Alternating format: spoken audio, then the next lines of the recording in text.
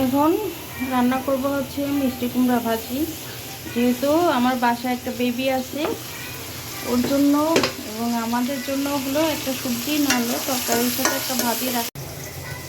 পেঁয়াজটা একটু বাদামি কালার কাছাকাছি হয়ে আসলে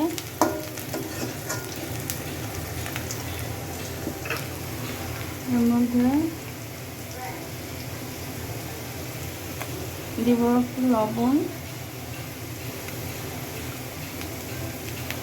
হলুদ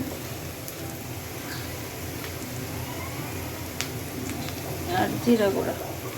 মরিচ এখানে ব্যবহার করব না, কারণ বাচ্চাটা খাবে, এই কারণে মরিচ দিব না, আপনারা চাইলে দিতে পারেন। মশলাটা হয়ে গেলে দিব হচ্ছে মিষ্টি কুমড়া কেটে দিয়ে রাখা ছিল।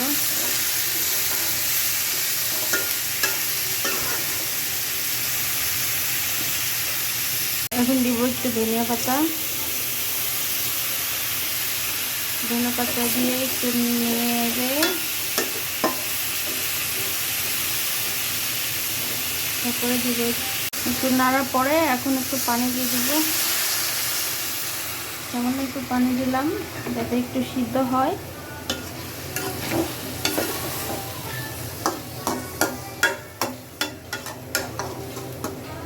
এখন ঢেকে দিব। এখন একটু নাড়াচাড়া করব, করে এর মধ্যে নাড়াচাড়া করে সামান্য একটু চিনি দিব। মিষ্টি কুমড়োটা একটু সিদ্ধ হয়ে গেলে এভাবে নাড়াচাড়া করে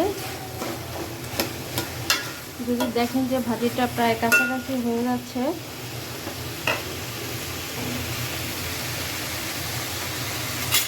আমি আধা ভাঙা করে নিলাম। এর মধ্যে দিয়ে দিব এখন একটা ডিম। ডিমটা দিলে ফ্লেভারটাও সুন্দর হয় এবং দেখতে লোভনীয় হয়, বাচ্চারাও সুন্দর মতো এটা খাবে। এখন প্রায় হয়ে গেছে, এটা এখন নামিয়ে দেবো।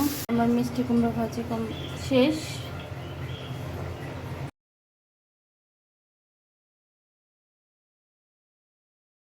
এখন হচ্ছে ডিমগুলো সিদ্ধ করে রাখছিলাম, সেটা একটু ভেজে নিব। তো এর মধ্যে ফার্স্টে দিব একটু লবণ, একটু হলুদ, তারপরে দিয়ে দিব হচ্ছে ডিম।